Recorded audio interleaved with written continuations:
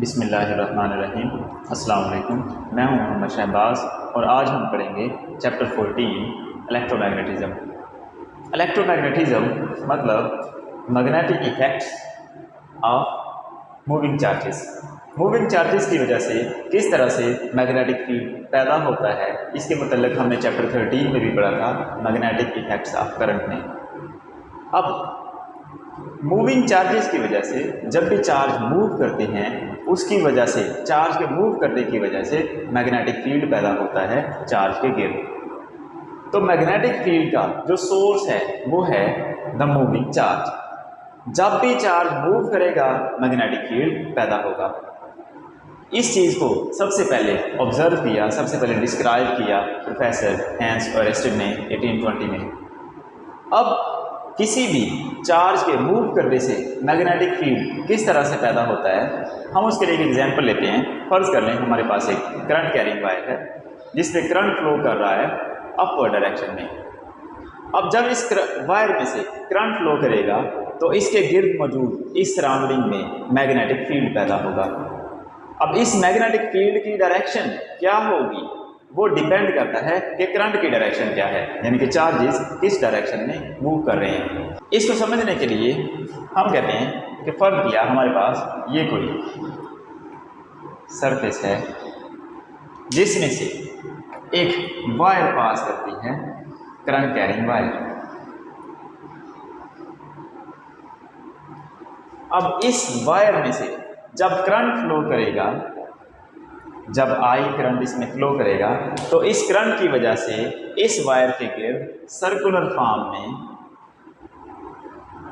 Magnetic field पैदा होगा, जिसको हम ट्रेस कर सकते हैं यूजिंग कंपास नीडल। हम कंपास नीडल की मदद से इस magnetic field, in magnetic field lines को ट्रेस कर सकते हैं। अब किसी भी वायर के अंदर जब भी करंट फ्लो करेगा तो उस वायर के गिर्द सर्कुलर फॉर्म में मैग्नेटिक फील्ड पैदा हो जाएगा।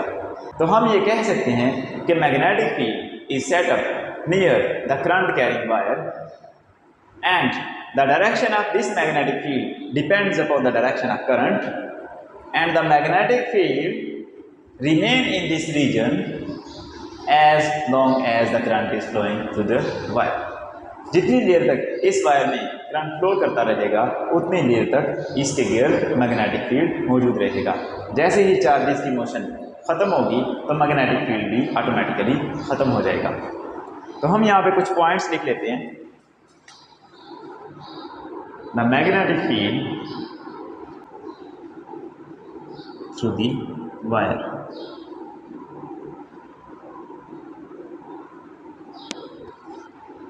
तो हमने कहा कि किसी भी वायर में से अगर करंट फ्लो कर रहा हो तो उसके गिर्द सर्कुलर फॉर्म में मैग्नेटिक फील्ड लाइन जनरेट होंगी।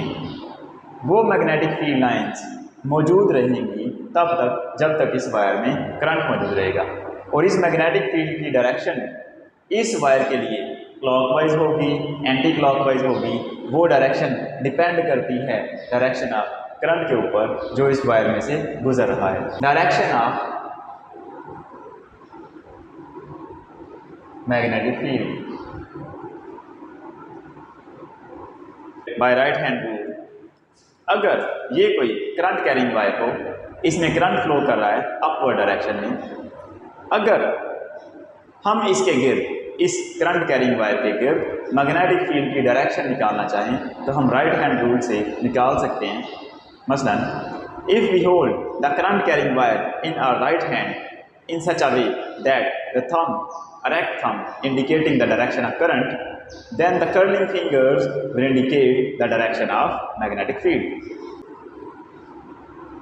If thumb indicates the direction of current, then the curling fingers will indicate the direction of magnetic field.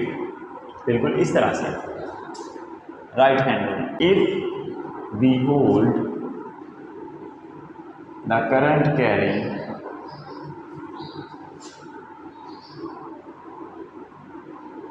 wire magnetic field,